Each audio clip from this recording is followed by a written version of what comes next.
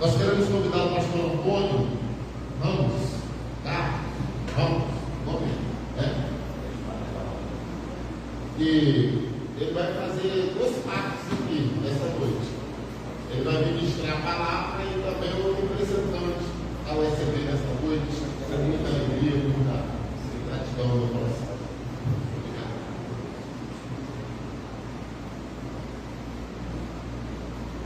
Pastor, se se importa, já terminou o dinheiro, se sentar do lado do meu. Eu queria também que o irmão recebesse essa palavra, sem precisar olhar para aqui para o irmão. Meus irmãos, eu quero cumprimentá-los com a graça e a paz do Senhor Jesus. Amém? Amém. É uma honra ter sido convidado pelo pastor Washington, meu amigo, para estar pregando aqui. Ontem eu estava, ontem de manhã, eu estava lá do lado do estado de Janeiro, eu estava lá em Rio Claro, próximo a Piauí, na igreja do Passa Cruz. E hoje a gente está aqui, a nossa correria é essa. Comprei para o meu blog 2 semanas atrás, ou menos do que isso, 1 semana atrás, talvez, né? Menos de 1 semana. Sexta-feira que acabou lá, não foi? Então, 1 semana atrás, lá em Goiás, né? Em Caldas Novas. O pastor só estava lá, já está aqui, um monte de gente que estava lá, né? E na semana retrasada, Deus me levou para resolver problemas relacionados ao plano do departamento que eu sou futuro ex-diretor, lá em Recife, na Paraíba, e assim que tem sido a nossa correria. Mas Deus tem nos abençoado. Eu estou acompanhando a minha esposa, Maria Laura, gostei muito que o pastor pediu para igual você ficar de pé, mas eu não vou dizer, não só para falar para mim, ela está ali, muito bom pela convite, quando eu posso fazer umas viagens aqui por perto, posso trazer de carro. E só falando um pouquinho sobre o pastor Washington, nós temos uma amizade que nasceu há mais de 30 anos. Eu sou jovem, né? Ele também. Mas essa amizade, Glória, né? Laura, Glória foi até convida pastor hoje. O irmão falou com o pastor ali para Glória, já conhece Glória. E a gente mantém essa amizade, mesmo que estamos longe, né, por um tempo, mas a gente mantém esse contato, essa amizade que eu agradeço muito, quero agradecer a Deus por meio disso. Bom, conheci também o Paulo, São Paulo, né, porque eu estou me tratando, pastor, e me chamando publicamente, porque eu sei que o irmão pastoreou esse rebanho do Senhor. Eu entendo que, biblicamente, posso dizer isso, no texto do livro de Atos, capítulo 20, do 17 em diante, naquele texto, o apóstolo Paulo, ele vai se despedir dos presbíteros de Éfeso. E ele se dirige a esses presbíteros dizendo: pastoreai o rebanho do Senhor que é entre vós, sobre o qual o Senhor vos constituiu bispos. Olha que interessante. Deus está falando para nós ali que para ele, o pastor, o bispo e o presbítero fazem o mesmo trabalho. Existe na nossa normativa legal, né, institucional, assim como eu brinquei com Glória aqui publicamente, que eu tenho esse carinho com Glória e posso fazer isso. Ela não é pastora, porque a nossa denominação não consagra pastores, não é? Mas ela pode pastorear, junto ao seu esposo, cuidar do rebanho, que é do Senhor aqui nesse lugar. Laura não é pastora, mas ela pastoreia junto comigo. Aonde Deus me dá o privilégio de pastorear, ela cuida das ovelhas junto comigo. Tá? Então não é pastora por ser minha esposa, mas ela pastoreia. Por quê? Porque ela, da mesma forma que eu cuido, ela cuida, da mesma forma que eu oro, ela ora, da mesma forma que eu visito, ela visita. Então é maravilhoso ter esse cuidado, né, pastoral familiar, família pastoral. Não é? Também temos seminaristas que agora já são, na verdade, licenciados, não é? Eduardo e André, que eu conheci hoje. Não é? Eduardo, agora há pouco, esteve aqui à frente também, e nós reconhecemos que Eduardo pastoreia a igreja da agronomia, que é a congregação de Amendoeira. É tudo com A, né? Mas é um trabalho pastoral. Eduardo está lá na fase de fazer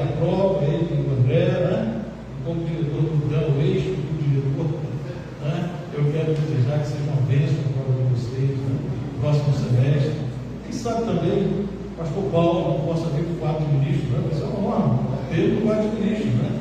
Veja aí o que é preciso e vai ser uma honra ter como pastor quadrilista, tá bom? Irmãos, dito isso, né? Desse início de momento aqui, vamos compartilhar a palavra. Eu quero reforçar a fala do pastor Washington, dizendo que o presidente falou comigo essa tarde, né?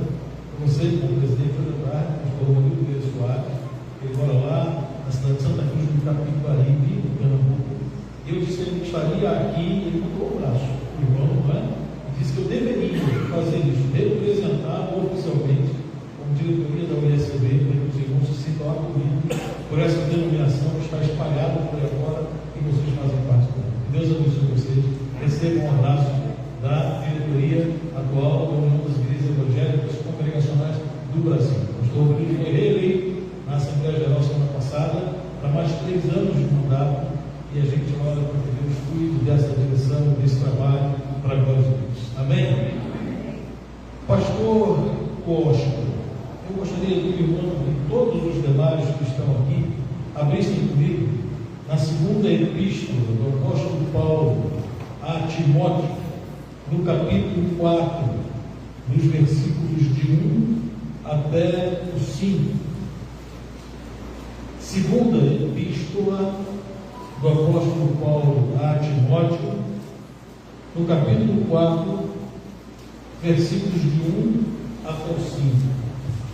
À medida que você encontrar, faça como aquele irmão, fique de pé, por favor, para lermos juntos. Eu vou convidar vocês para fazerem comigo uma leitura alternada, responsiva, e talvez você tenha, eu espero que sim, né? A minha é versão revista e atualizada.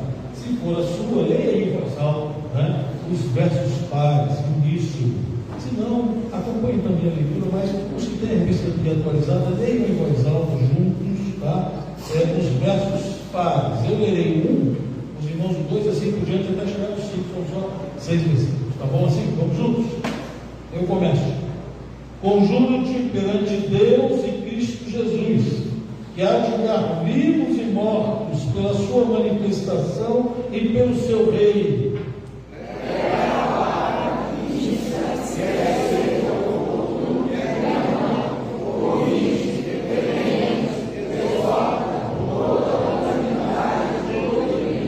Pois haverá tempo em que não suportarão a sã doutrina. Pelo contrário, cercar-se-ão de mestres segundo as suas próprias cobiças, como que sentindo coceira nos ouvidos.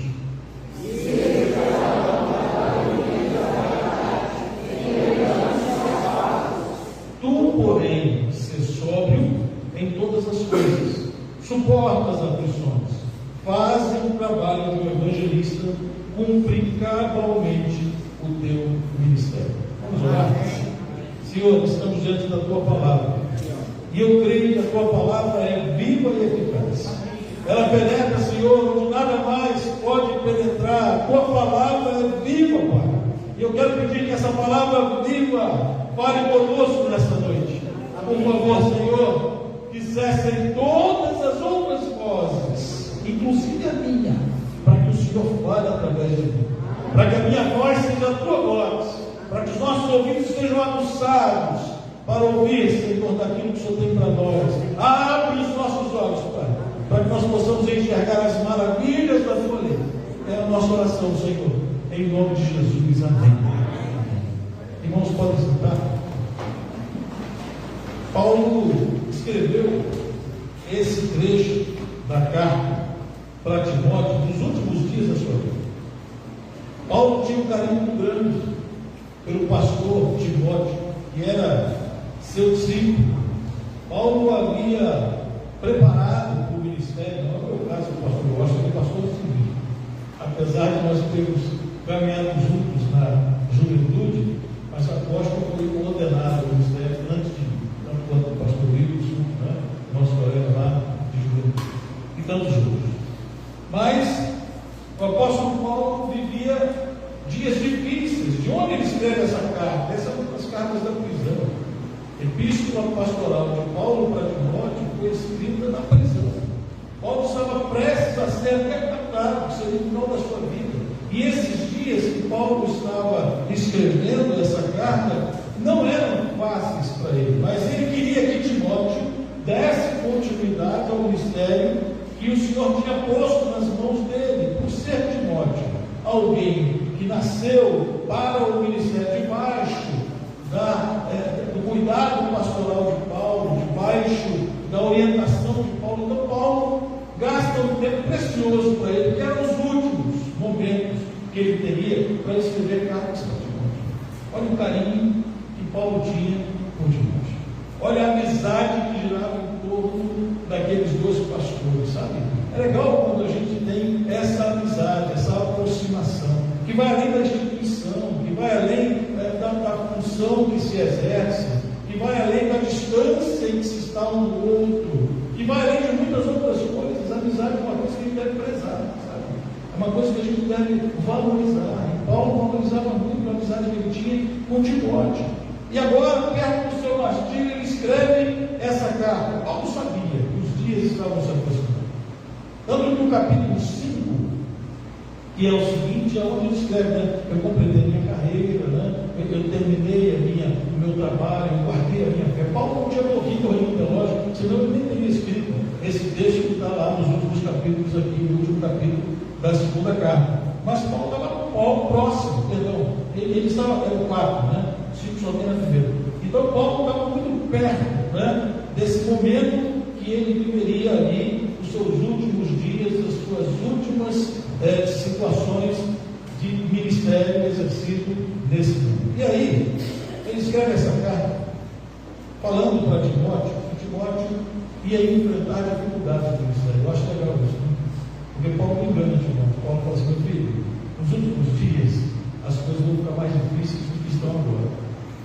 Fique sabendo que você vai passar por tribulações. E Paulo não é o primeiro a dizer isso. Jesus já tinha dito isso lá para os discípulos, né? No mundo vocês terão aflições, mas tenham bom ânimo. A gente vê, por exemplo, o salmista Davi dizendo: muitas serão as aflições do justo, mas o Senhor de todas o livra. Então, o evangelho nunca foi fácil, o ministério nunca foi fácil, a caminhada da vida cristã nunca foi fácil. Não é à toa que o símbolo do cristianismo é uma cruz. Cruz não é coisa boa, não. Cruz é lugar de morte.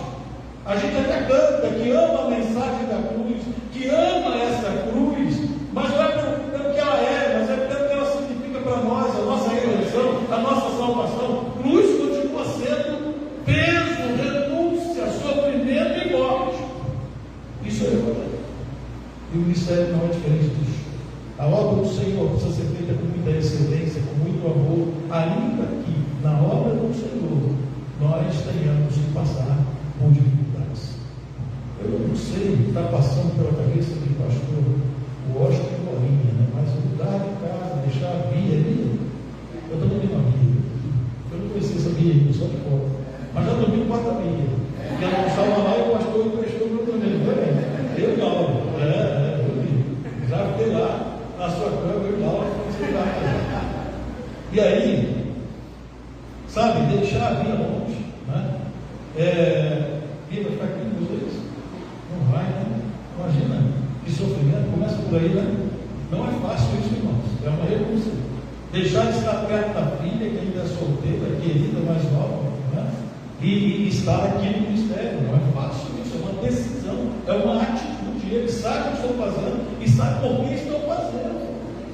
Deus o chamou, pastor. Eu acho que não tem nenhuma dúvida de que Deus o queria aqui, senão eu não estaria aqui. Eu duvido que se ele tivesse preocupação de não ser essa a vontade de Deus, ele estaria aqui. Ele teria dito: irmãos, olha, chama outro, porque eu ainda não tenho certeza se essa é a vontade de Deus. Mas ele disse: eu aceito o convite, podem votar, e se eu for eleito, eu assumo esse ministério para dar conta em nome do Senhor Jesus, porque eu sou só o servo de Jesus. E ele entendeu isso. O trabalho de um evangelista tem que ser cumprido. E Paulo termina esse texto que nós lemos dizendo assim: cumpre o teu ministério cabalmente, cumpre completamente o teu ministério. Não faça pela metade, faça aquilo que Deus te chamou para fazer. E é esse tema que eu quero dar para essa nossa meditação, esse tempo de palavra de Deus. Cumpre cabalmente o teu ministério. Ei, pastor, eu estou falando desse ministério, eu estou falando desse momento que Deus está proporcionando a vocês como família, a você como pastor, nessa igreja. A nossa testemunha daquilo que o Senhor tem feito no nosso coração, geralmente é a nossa esposa, né? E eu sempre digo para as pessoas que conversam comigo, a hora não conhece mais do que eu mesmo conheço. E deixar, por exemplo, de ser diretor dessa última Assembleia Geral, quando eu entreguei a função ao cargo que foi me dado pelos últimos 3 anos do trabalho que Deus veio a fazer, não foi nada fácil, sabe? Mas aí quando alguém perguntava, por que você está fazendo isso? O presidente queria que eu continuasse. Eu tenho mandato para continuar até 2029, porque eu fui eleito em 2020, são 9 anos de mandato como conselheiro do DAN.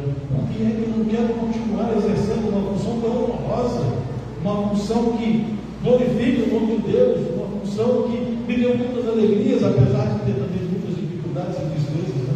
Mas eu sei o quanto é pesado, o quanto é difícil e o quanto há um momento que eu preciso cuidar de mim, da minha saúde, do ministério primeiro que Deus me deu, que é a minha família, a minha esposa, o meu casamento, sabe? A minha estrutura humana, pessoal, privada, que não pode de forma nenhuma ser colocada em segundo plano. Então, quando a gente toma uma decisão, a gente toma uma decisão confiando que o Senhor está na frente de nós naquela decisão. E vir para cá, pastor Washington, não deve estar sendo fácil. Eu visitei a sua casa, eu conheci o seu cantinho, não é? Ali em Teresópolis, fomos hospedados lá, lugar maravilhoso, agradável, fresquinho, é diferente daqui, né? Fresquinho, uma vista linda assim de cima, para você ver a cidade, eu acho que não, bairros, né? Morros, fica muito bom, né? Mas Deus chamou, e aí agora vem para um apartamento, tem que desmontar móveis, né? Subir 2 degraus, 4 lances, né? De escada. Mas é bom, irmãos, você está aqui para frente, Deus está dando uma nova oportunidade, um novo começo, e eu sabia que isso não ia ser fácil, eu gostei. Mas aqui Paulo fala para Timóteo algumas atitudes que são essenciais ao exercício do ministério pastoral. E é disso que eu quero falar. A primeira delas, irmãos, está no verso 2. Vem comigo lá, 4, versículo 1, Paulo fala assim: conjuro-te perante Deus e Cristo Jesus, que há de julgar vivos e mortos, pela manifestação, pela sua manifestação e pelo seu reino, prega a palavra. Conjuro-te não é uma palavra que a gente usa toda hora e nem em todo lugar. É uma expressão imperativa, afirmativa. Paulo está dizendo para Timóteo: Senhor, eu quero aconselhar você, né? Que você exerça o seu ministério até o fim. Conjuro-te perante Deus e Cristo Jesus, que há de julgar vivos e mortos. Prega a palavra. É uma palavra de ordem, dada por Deus a Paulo, passada por Paulo a Timóteo. É como se estivesse dizendo: eu te rogo, Timóteo, eu te exorto, consolei a autoridade que me foi dada por Deus acima do seu ministério e da sua vida, como aquele que cuidou de você, aquele que descobriu a vocação na sua vida, aquele que me preparou para o ministério. Eu estou rogando a você e dando a você uma incumbência para você cumprir. Prega a palavra. Olha o pega pesado, né? Dizer perante Deus e Cristo Jesus é como se ele quisesse dizer: a nossa testemunha nessa conversa é Deus. Ele vê todas as coisas, dele vem todas as coisas, e ele está presente nesse momento que falamos, que pregamos e que compartilhamos a palavra dele. Amém, irmão? Era assim que Paulo estava dizendo para Timóteo, é assim que eu estou dizendo hoje da parte de Deus para o pastor Washington aqui. Conjuro-te perante Deus e Cristo Jesus, que há de julgar vivos e mortos, pela manifestação e pelo seu reino, prega a palavra. A primeira ordem, no imperativo que é colocado aqui pelo apóstolo Paulo, que para mim passa a ser uma atitude essencial no exercício do ministério pastoral do pastor Washington, aqui na igreja de Cataguases, é essa: prega a palavra. A expressão prega aqui vem de uma palavra no grego que eu nem vou falar, porque eu não sou bom de grego, mas eu fui pesquisar para entender o que significa, sabe? As nossas palavras vêm do grego, depois o latim chega em português. Elas têm um significado, elas têm uma etimologia, elas têm um sentido. escreveu por acaso essa expressão grega para se tornar no português prega. Português prega, em grego quer dizer aquele que é o arauto, aquele que oficia, aquele que proclama como um arauto. Pregar a palavra é simplesmente entregar uma mensagem que não pertence àquele que está pregando. Arauto não é o dono da palavra, é o que transmite a palavra. Arauto é aquele que traz a palavra proclamada, mas que não é dele, ele é apenas o mensageiro daquela palavra. Portanto, quando o pastor hoje está pregando esse culto, não será a palavra dele que ele estará pregando, será a palavra de Deus. Deus está vendo, e Paulo disse, ele há de julgar os irmãos. Olha a responsabilidade que ele faz sobre os homens dele. Nesse culto não se prega outra palavra, prega-se a palavra de Deus. E quem está aqui pregando é a alma do Senhor, para proclamar essa palavra a todos os que estão ouvindo, sentados aí nesses bancos. Ninguém sai da sua casa para vir à igreja para ouvir história do pastor. Ninguém sai da sua casa para vir ao culto para ouvir ilustrações que o pastor vai contar. Ninguém sai da sua casa para vir à igreja para sentar-se nesses bancos e ouvir piadas de pastor. Aqui não, aqui o que tem que ser pregado é a palavra. E a primeira ordem de Paulo para Timóteo, e a primeira palavra que Deus traz hoje para o pastor Washington nesse lugar, atitudes essenciais ao exercício do ministério pastoral. A primeira delas é pregar a palavra. Pregar a palavra. Depois existe um outro verbo que aparece aqui, e ele está conjugado da mesma forma que essa palavra primeira, que é prega a palavra. Irmãos, eu vou procurar, não sou lá muito bom de língua portuguesa não, mas eu sou meio curioso, sabe?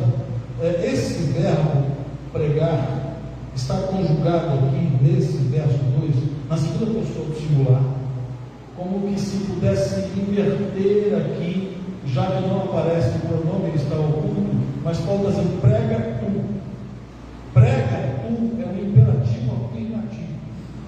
Imperativo é ordem. Todas as palavras dadas por Paulo a Timóteo nesse verso 2, e que eu vou usar os outros verbos também,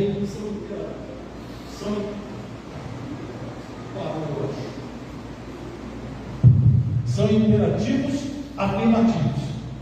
Todos, além deste que eu já citei, vão estar no mesmo tempo verbal, na mesma conjugação verbal. Depois de prega a palavra, ele vai completar dizendo, insista, seja insistente, insta, quer seja oportuno, quer não, vem outro verbo, corrige. Uma outra atitude essencial ao ministério pastoral é a correção. Enquanto eu estava falando, prega a palavra, o povo estava dizendo, amém, amém, glória a Deus. Todo mundo ouviu. Mas será que todo mundo quer ser corrigido? O pastor precisa corrigir. E ovelha precisa de correção, sabia disso? Ovelha precisa de correção. Tem ovelha que, se não tiver uma patinha quebrada, não resolve nenhum problema dela. E dói. Lembra do pastor do Salmo 3? A tua vara e o teu cajado me consolam, dois instrumentos do pastor. A vara é para corrigir, cajado é para cuidar, pastorear, trazer de volta. Cajado é como se fosse aquele cabo de guarda-chuva, e tem uma curvinha na ponta. O pastor tinha um cajado, e aí o que ele fazia? Quando a ovelha escorregava um pouquinho no penhasco, ou ela se fugia um pouquinho daquele rebanho, e ele via que ela estava correndo risco, ele ia lá e encaixava no pescoço da ovelha o seu cajado e puxava ela de volta para caminhar junto. As ovelhas, elas não vão adiante do pastor, elas estão atrás do pastor. Irmãos, eu acho que está falhando.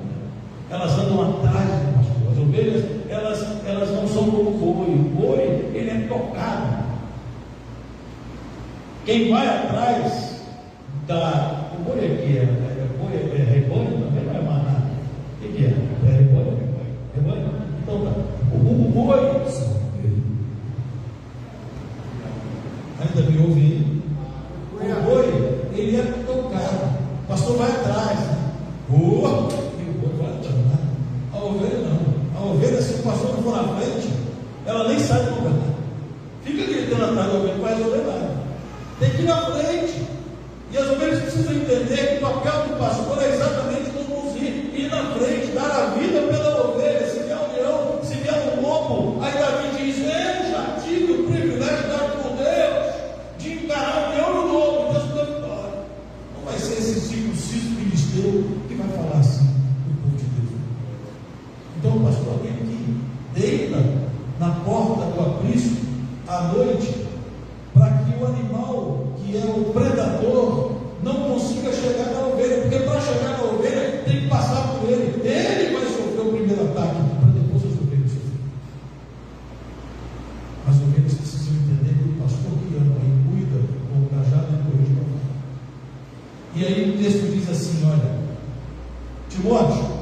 Conjuro perante Deus e Cristo Jesus, que há julgado vivos e mortos, pela sua manifestação e pelo seu reino, prega a palavra e insta, quer seja oportuno, quer não, corrige, repreende e exorta. Segunda atitude essencial é correção. Corrigir veio uma palavra do grego, eu também não vou usar, até que está transliterada, mas eu não vou usar a palavra do grego, não faz diferença nenhuma, mas o que ela significa foi que em português quer dizer confrontar, refutar. Geralmente a pessoa corrigida, ela se envergonha diante daquele que está corrigido, porque ninguém corrige alguém que está agindo certo. A correção só vem na hora necessária. Eu vou dizer uma coisa para você, pastor. Se quem está sendo corrigido está rindo na sua cara, a correção é igual criança. A gente põe de castigo e ele fica rindo. Resolveu nada. Tira do castigo e dá uma chinelada para a história. Porque correção tem que doer. Correção tem que trazer para o eixo. Tem que fazer entender. Tem que modificar a atitude. Eu tenho dois antigos. E eu sei o que é. Às vezes a gente vê o pai e a mãe corrigindo o neto, né? Quem é avô sabe disso. A gente corrige os filhos, né? Mas se a gente vê os filhos corrigindo os netos, a gente quase que entra na frente. Não bate não. Deixa eu corrigir. Eu às vezes sinto a dor, mas correção é todo mesmo. Se não doer, não é correção.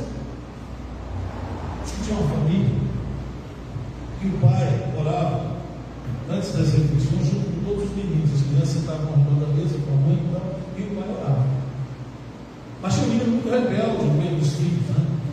E o pai dizia: vamos todos ficar de pé para orar. Mas aquele menino ficava sentado. E o pai dizia: enquanto você não levantar, a gente não ora. O menino estava sentado. E todo mundo queria comer, os irmãos dele ficavam bravos, a mãe queria bater, mas o pai disse: espera, ele vai se levantar. Levanta que eu estou mandando. Fica em pé para a gente orar. Aí depois de tanta insistência, o menino ficava em pé. E na hora da oração ele dizia assim: agora eu estou em pé, mas por dentro eu estou sentado. Não adianta nada essa correção, tem que doer, sabe? Correção tem que fazer doer. O pai fala assim: então hoje eu estou, nossa. Mas é muito ruim esse pai. Não, se corrige um dia ou outro, ele já aprendeu. É importante isso para aquela família era. Talvez isso seja para nós, isso não é doutrina, isso não é regra. Eu estou usando um exemplo, estou usando uma aplicação. É importante que a gente entenda que correção tem que doer. E se quem está corrigindo, sendo corrigido, não está sentindo essa dor no mundo. Correções precisam às vezes condenar. Pastor, que coisa difícil. Saber que o pastor vai ter hora e vai ter que condenar uma atitude de uma ovelha, porque o que ela fez não é o que Deus gostaria que ela fizesse, e Deus deu ao pastor a responsabilidade de fazê-la compreender o seu erro, abandonar esse erro e mudar a sua atitude. E quando o pastor não sabe, ele não tem o que fazer. Mas a bênção de Deus só vem sobre aqueles que se conservam e mudam suas atitudes. Nós não somos católicos, né? Vamos precisar ir lá no gabinete do pastor, ficar atrás de uma terminha, né? E dizer: ó, eu quero confessar, então faz isso. Sabe, você pode confessar tudo. Se confessarmos os nossos pecados, ele é justo para nos perdoar os pecados e nos corrigir de toda a injustiça. Deus vai te perdoar, eu creio nisso. Mas é preciso que você aceite a correção de Deus através do seu pastor, quando ela se fizer necessária. O pastor que prega a palavra também é o pastor corrige. E se nós estivermos dispostos a fazer isso, com certeza o ministério vai ser muito bem sucedido. Vai ser um ministério cabalmente cumprido por aquele que o Senhor chamou para cumprir. Cabalmente o seu ministério. Irmãos, além de corrigir, Paulo usa o verbo repreender. Percebam que repreende também está conjugado no tempo imperativo afirmativo. Repreende tu, segunda pessoa do singular. Paulo está falando para Timóteo. Timóteo é o pastor que Paulo quer ensinar. Timóteo cuidaria das ovelhas para as quais Paulo estava ali capacitando, orientando e ensinando. Então, há um paralelo entre Paulo e Timóteo, entre o que Deus está falando comigo e o pastor Washington nessa noite. Além de pregar, além de corrigir, ele vai precisar repreender. Pastor, mas repreender não é a mesma coisa que corrigir, não. Você sabe mim?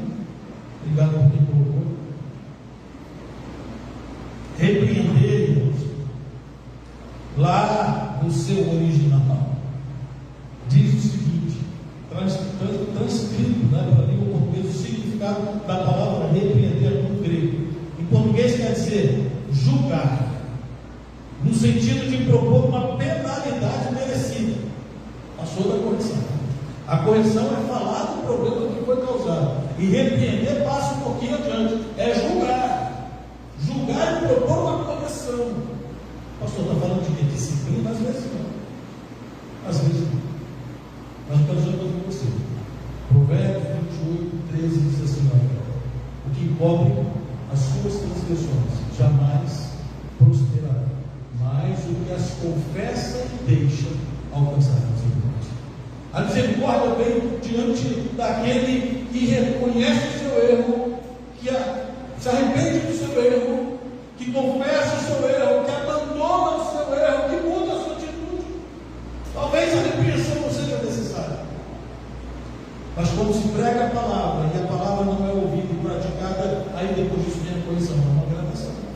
Se você ouve a palavra e pratica a palavra, não há necessidade de correção. Se você ouve a palavra, não pratica a palavra, aí é preciso que haja correção. Se você ouve a palavra, deixa de praticá-la, é corrigido e ainda não muda, aí vem a repreensão. E esse é o papel do pastor. Não é passar a mão na cabeça, porque aquele irmão, imagina, aquele irmão é o maior dizimista da igreja italiana. É crente, é servo, é ovelha. Mas aquele irmão é o fundador da igreja, está aí. É crente, é negro, é ovelha, é passivo de errar, de ser corrigido e, se for necessário, repreende. A palavra repreender aqui, irmãos, quer dizer quem repreende, admoesta, reprova, censura severamente. É o segundo passo depois da correção. Ela não é necessária. Volto a dizer, se a pregação for fiel, isso é papel do pastor. Ela não é necessária se a pregação fiel se tornar a diretriz para a vida das ovelhas que são do Senhor. Ela não é necessária se não houver necessidade de correção, e a correção não for assim. Portanto, a repreensão seria o terceiro ponto, e que não precisa acontecer, mas Paulo diz para Timóteo: prega, corrige e repreende. Aí depois vem Paulo passando a mão das ovelhas na cabeça delas e Timóteo dizendo assim: quando for preciso, exortar. O problema é que a gente acha que exortar é brigar. A gente entende na língua portuguesa a palavra exortar como uma palavra dura. Eu me lembro da minha infância, quando a minha mãe chegava em casa e falava assim: hoje o culto de doutrina foi logo ruim. Sabe o que ela quer dizer? Palavra pesada, dura, sabe aquela que incomoda. Mas exortação, aqui nesse contexto, exortação vem de paracleto. Paracleto é o Espírito Santo. Paracleo é exortar aqui no grego para o português. E sabe o que o Espírito Santo faz? Ele confronta, mas ele consola e ele conforta. Ele ajuda você a não pecar, a mudar a atitude, a virar o rumo da sua vida e a fazer aquilo que agrada a Deus. É papel do pastor ser também auxiliar do Espírito Santo, que conforta aquele que foi exortado, aquele que precisou ser repreendido, aquele, sabe o pai, quando dá uma varada e depois dá uma frase no filho, sabe por que eu fiz isso? Eu fiz isso.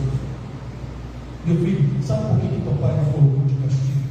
Porque é melhor você ficar de castigo hoje do que atrás das cidades amanhã. Meu filho, sabe o que é melhor? O pai chorar por você hoje do que ter que chorar amanhã. Quando a polícia prender você, e o papai dizer: eu não corrigi quando deveria, e passou o prazo de validade. E como disse Salomão lá em Provérbios: eu vou passar vergonha porque deixei de fazer lá atrás quando deveria ter.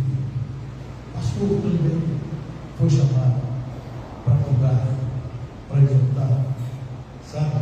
Para consolar. Exortar aqui, irmãos, quer dizer no português consolar, encorajar, fortalecer para consolação, confortar aquele que está triste, sofrido, sabe, passou por uma disciplina, uma tristeza, é agir como assessor do Espírito Santo na vida daqueles que suas ovelhas. Mas Paulo não para aí. Esse é só o verso 2. Se a gente está fazendo aqui uma análise verso por verso, outro texto bíblico, vem o verso 3, e o verso 3 diz assim: haverá tempo em que não suportarão a sã doutrina. Pelo contrário, eles vão se cercar de mestres, segundo as suas próprias cobiças, como sentindo coceiras nos ouvidos. Esse é o tempo que nós estamos vivendo. Hoje há uma migração constante de crentes, e ainda mais em cidades onde há duas igrejas da mesma denominação. Se o crente se chatear contigo aqui, vai parar lá do lado. Se chatear para do lado, vem para cá. Aí vai depender de vocês. Como é que vocês vão jogar? Resolve lá do seu pastor, não vem para cá. Vai para lá, o seu lugar é lá, né? Não foge, não. Segura a onda lá. Vai lá e resolve o seu problema. Hoje é o preço do eclesiástico enorme. As igrejas estão cheias e se enchendo cada vez mais. Mas não é se enchendo de gente não crente que se converte a Cristo, não. É se enchendo de crente problemático, sai de ficar para outro, para um lugar para o outro. Quando você encontra com um crente antigo, você pergunta: você está em qual igreja, mano? Ah, não, eu saí de lá também. Já saí de lá, não gostava do louvor. E quem disse que você tem que gostar do louvor? O louvor não é para você, meu Deus. Ora, quem é que tem que gostar do louvor? O louvor é dado para quem? Para o Senhor. Você tem que gostar do louvor? O culto foi bom, você não foi bom, meu irmão. Não sei por que você tem que achar que não foi bom. Tinha um pastor que, quando ia pregar na igreja que era pastor em Campinas, há 20 anos atrás, pastor José Martins, ele dizia assim: pastor Washington, dizia assim: olha, que a graça e a perturbação de Deus estejam com vocês. Amém? Aí ninguém falava amém. Aí ele falou: deixa eu explicar. Graça é bênção, e perturbação é que a palavra de Deus tire você do seu lugar de conforto. Que Deus te perturbe nessa noite. Que a palavra de Deus te incomode. Que você saia de transformado. Sabe o que é isso, irmãos? Palavra de Deus. Não é para fazer coceira nos ouvidos, não. É para confrontar. Mas há dois tipos de crentes. Naquele tempo havia e ainda hoje há: os que querem ouvir aquilo que desagrada, e esses enchem as igrejas que falam das coisas que desagradam. Pode ir lá numa igreja, teologia da prosperidade, está lotada. Domingo, segunda, campanha dos empresários, campanha dos que não têm namorado, campanha, um monte de campanha, e todo mundo quer. Mas o que é? Tudo é para você receber alguma coisa de Deus? Essa é a ideia, não é o pentecostal, né? Venha receber a sua bênção, não para de sofrer. Eu acho que a gente quer processar a igreja que botou uma placa lá para de sofrer, porque isso é propaganda, né? Quem é que disse: se tornar um crente de Jesus, não parar de sofrer? Conversa. Não é verdade, né? Mas a placa está lá e o povo está chegando: para de sofrer, para de sofrer, para de sofrer, está mexendo. A macio, né, das pessoas, né? Fala exatamente o que elas querem ouvir. Paulo está dizendo: vai chegar um tempo, Timóteo, que as pessoas vão querer ouvir aquilo que faz coceira nos seus ouvidos. Mas você não vai fazer isso. Você foi chamado para pregar a palavra. Doa quem doer. Você foi chamado para corrigir. E se corrigir, todo mundo foi embora, fazer o quê? Você fez seu papel. Você foi chamado para corrigir. É duro, irmãos, mas é a palavra de Deus. E aí haverá um tempo que não suportarão a sã doutrina. Um tipo de crente e outro tipo de crente. O que quer ouvir a palavra, o que aceita a correção, o que entende o papel do seu pastor, o seu papel como ovelha, e aquele que não aceita. Aquele que, se pegar pesado com ele, igual escorrega e vai parar no corpo. Na verdade, o problema é que muda de lugar.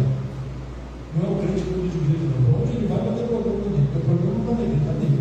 E correu daquilo que Deus queria que fosse mudado na sua vida. Mas Paulo vai continuar. Ele diz aqui no verso 4. Já estou vendo a Laura fazer assim com a Laura, não sei porquê, mas ela sempre faz isso, né? Eu estou terminando. Ela é o meu freio de mão. Eu sempre estou olhando. E aí, quando chega no verso 4, né? Paulo vai falar assim: esses, Timóteo, eles vão ser usados a ouvidos da verdade. E vão se entregar às faltas. Você vai pregar, você vai corrigir, você vai repreender, você vai exortar. Alguns serão tratados e se tornarão homens e mulheres segundo o coração de Deus. Alguns receberão do Senhor aquilo que Ele colocar nos seus lábios para proclamar tudo, para pregar, sabe, para ser algo lá no mundo. Outros vão dizer, isso para mim não dá, eu quero uma molezinha. Vão se recusar a dar ouvidos à verdade. E ele volta no 5, pastor Rocha, dizendo assim, não se preocupe com isso. Não se preocupe com isso. Tu, porém, tem os falsos profetas. Aqueles que pregam para fazer você ouvir. Você não foi chamado para isso. Foi chamado para pregar, para corrigir, para repreender, para exortar, para ser uma alma de Deus. E mesmo que aconteça o que vier a acontecer, tu, porém, ser sóbrio em todas as coisas. Suporta as aflições. Eu vou processar esse pastor. Suporta as aflições. Faz um trabalho de evangelista. Se a igreja esvaziar de crentes que só queria você de ouvido, vai buscar para a gente lá fora. Faz um trabalho de evangelista. Sai pelas ruas de Capanóis. Faz um pedágio de Deus aqui nessa rua. Coloca gente ali, sabe? Na hora que o ônibus parar aqui na frente, tem que pegar um folheto e dizer: olha, nosso culto aqui é quarta, domingo, a gente queria receber você. Vem participar do culto com a gente, Deus te abençoe, quer que eu ore com você. Vai para a rua evangelizar. Faz o trabalho de um evangelista. Também é papel do pastor, também é papel das ovelhas. Suporta as aflições, faz o trabalho de evangelista. E por fim, cumpre cabalmente o que Deus quer. Deus abençoe. Meus irmãos, Deus abençoe vocês também. Que essa palavra do Senhor seja para mim, sirva para os meus irmãos licenciados que vão se tornar pastores, se Deus quiser, antes do final do ano. Sirva para os pastores, meus colegas, ministros de quadros, sirva para o pastor que estava pastoreando essa igreja, sirva para todos nós, em